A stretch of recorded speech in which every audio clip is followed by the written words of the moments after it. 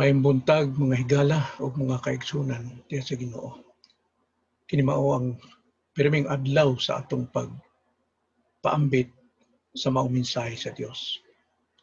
Ang uluhan sa akong mensahe karong buntaga, mga igsoon, ay giuluhan og pagkagamhanang pulong sa Dios. Pagkagamhanang pulong sa Dios.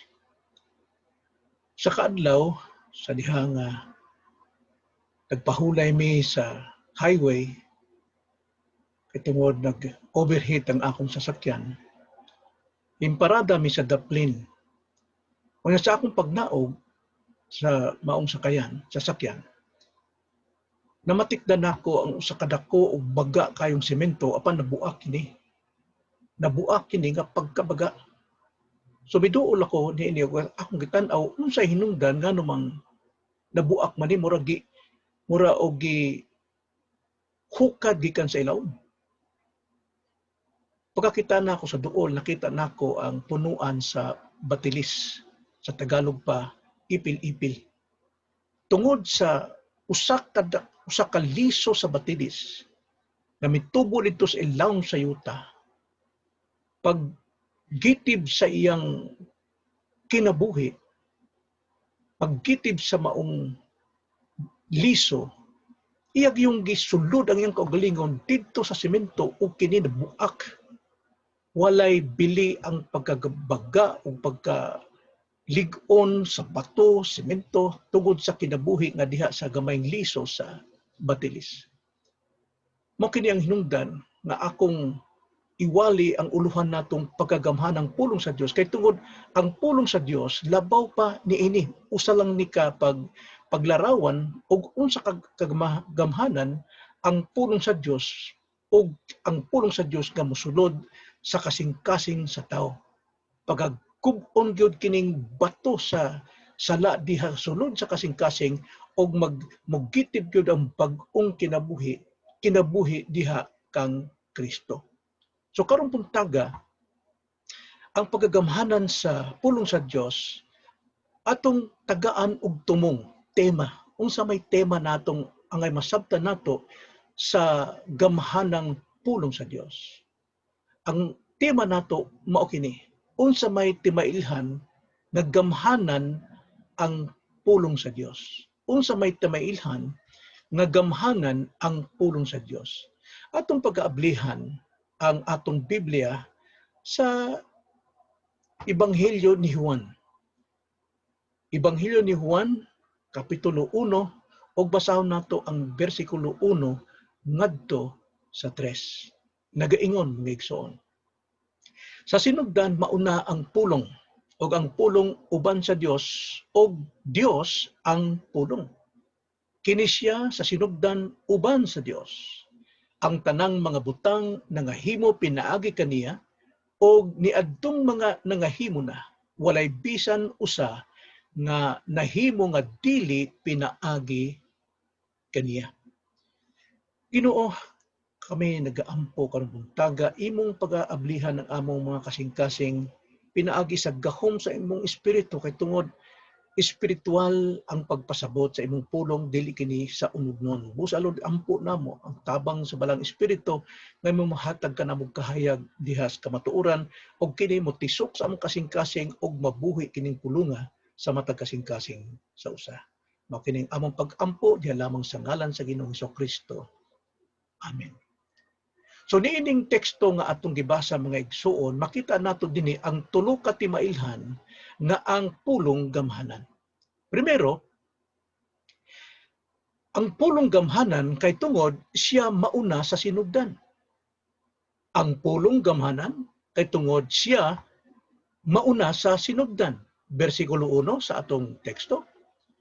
Sa sinugdan mauna ang pulong, ug ang pulong uban sa Dios, ug ang pulong og Dios ang pulong. Tagsa-tagsaon nato. Nagaingon dinhi nga ang pulong diha na sa sinugdan. Unsa may sinugdanan may igsuon. Hain man magsugod ang sinugdanan nato nga mga tao. Natural. Ang sinugdanan nagasugod diha sa pagmugna sa tanang butang o pagmugna sa tanang panahon. Apan ang pulong nauna na sa sinugdanan, nauna sa mga butang, nauna sa panahon, busa ang pulong gamhanan. Sa kay tungod ang pulong diha na sa sinugdanan, wa pa gali magsugod, diha na siya. Buti pasabot, anaa na siya una sa tanang butang, anaa na siya una sa tanang panahon. Ikaduha, ang pulong gamhanan kay tungod siya mao ang Dios. Bersikulo 1 ngadto sa 2 nagaingon, og ang pulong uban sa Dios, og Dios ang pulong, kini siya sa sinugdan uban sa Dios. So, kung anaan na siya ang pulong sa sinugdan, mga igsuon, pulong walay kinutuban. Usab. Ang pulong walay sinugdanan o walay katapusan kay tungod Dios, siya lamang ang walay sinugdanan o walay katapusan. Siya ang Dios nga walay kinutuban. Kinsa man ang mahimong makauban sa Dios gikan sa kinutuban? Wala. Kay tanang butang dunay katapusan. Bisan pa ning kalibutan ay balo kita nga kining kalibutan dunay katapusan. Nagaingon nga ang kalibutan o ang langit magawala apan ang pulong sa Dios magapabilin. Busa klaro karon ang pulong kauban sa Dios. So busa kung kauban siya sa Dios, siya Dios, ang pulong Dios. Yun ikaduha nato sa atong ikaduhang puntos. Ang Dios usaraman. Apan dunay tulo ka persona. Ang Amahan, ang Anak, og ang Espiritu. Sila nga tulo ka persona apan usarang Dios. Para nato nga ang atong mga hunahuna infinite. Finite. But pasabot dunay limitasyon. Di sama sa Dios nga infinite siya, wa say katapusan. So lisod nato i-explain ang walay katapusan pinagi sa atong dunay limitasyon nga panghunahuna. Para sa eksaktong paglarawan, itong tanaw ng usa ka bangko. Ang bangko kasagaran tuloy tiil. Di ba? Pilay tiilan ng bangko, tulo. Apan usara sila ka bangko. Ang usa ka tiil di sama sa usa ka tiil. Lahi gyud sila. Lahi sila porma, lahi sila og kinaiya. Apan usara sila ka bangko. Usara ang ilang gahom, usara ang ilang tinguha nga alingkuran, nga matimbang, mausab ang Dios. Usaray Dios apan kini nagpakita siya sa tulo ka persona nga Dios kay tungod sila usara ka Dios apan ang Amahan og Anak lahi, ang Anak og sa Espiritu lahi. So busa ang pulong Dios. So busa gamhanan gyud kay tungod Dios man. Ikatalo, kinsa man siya nga pulong nga Dios.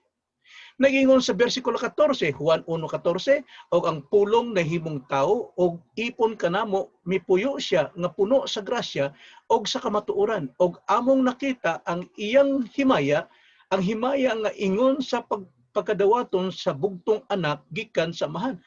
Nagpatutuo, nagtestimonyo ang mga apostol nga kining pulong kini si Hesukristo mao siya ang pulong. So busa ang pulong nagpakatao mao siya si Hesukristo. Siya ang buhing pulong nga maoy magpaila sa Amahan. Kay kun wala ang pulong, dili nato masabtan og unsay tinguha sa Amahan, unsay plano sa Amahan, unsay yang katuyuan sa ato, unsay ang iyang paggugma. Nagaingon sa 18, verse 18, wala pagyoy tawo nga nakakita sa Dios ang bugtong Anak nga anaa sa Amahan, asabakan sa Amahan. Kini siya mao ang magpaila kaniya. So busa ang Dios persona, usa ka persona sa Dios nagpakatao aron mao magpaila sa Amahan diha kanato. So ikatulo, gamhanan ang pulong kay tungod siya nagmugna sa kalibutan. Bersikulo 3, ang tanang mga butang nangahimo pinaagi kaniya og niadtong mga nangahimo na walay bisan usa nga nahimo nga dili pinaagi kaniya. Nakita nato din nga tanang butang nangahimo pinaagi kaniya. Kinsa siya? Ang pulong. Kinsa ang pulong? Ginoong Hesukristo. Kung atong basahon ang Genesis 1 nga bersikulo 1 ngadto sa 2 nagaingon, sa sinugdan gibuhat sa Dios ang mga langit og ang yuta. og ang yuta awaaw og walay sulod og ang kangitngit diha sa ibabaw sa naong sa kailadman og ang espiritu sa Dios naglihok sa ibabaw sa naong sa mga tubig. Tan-aw nato diri nga ang pulong Dios kini sa original theos but pasabot os, ibig sabihin kini dili ni usara kundi daghan ni sila. Labaw sa usa, theos. No? O makita nato nini nga ang Dios na ang amahan ng anak na persona o ang espiritu na nagalihok diha sa ibabaw sa kangitngit o sa awaaw. Makita nato ang amahan mao'y nagplano sa pagmuna sa kalibutan, apan si Jesus mao ang pulong nga naghimo sa tanan aron kini mo lungtad. Nagiingon sa versikulo 3, og miingon ang Dios, mahimo ang kahayag og diha ang kahayag. Miingon, misulti, mipulong ang Ginoo og nahitabo ang iyang plano sa iyang kasing-kasing. O ang Espiritu usab nagalakaw sa ibabaw sa tanan. O makita nato nga ang Espiritu Santo moo'y nagpalamdag sa tanan, nagpahayag, naghatag og kolor sa tanan. Moo'y naggarnish, Job chapter 26 verse 13.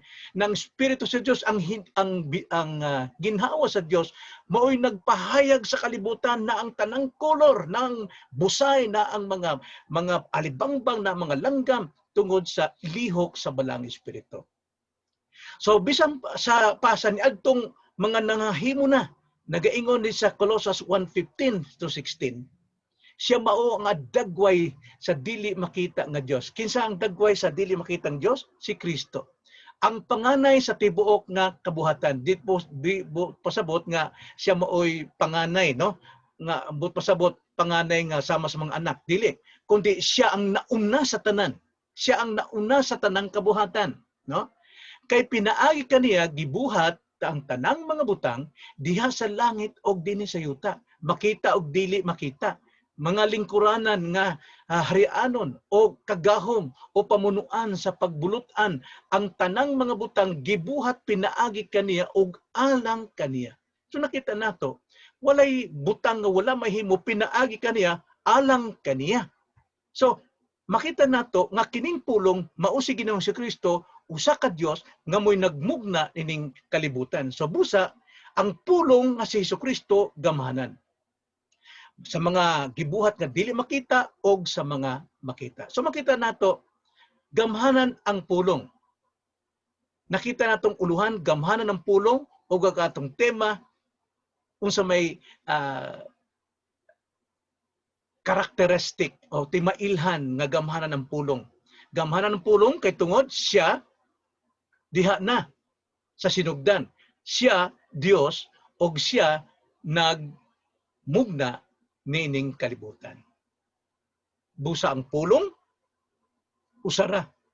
Ang buhi o ang nahisulat nga pulong mauna si Jesucristo.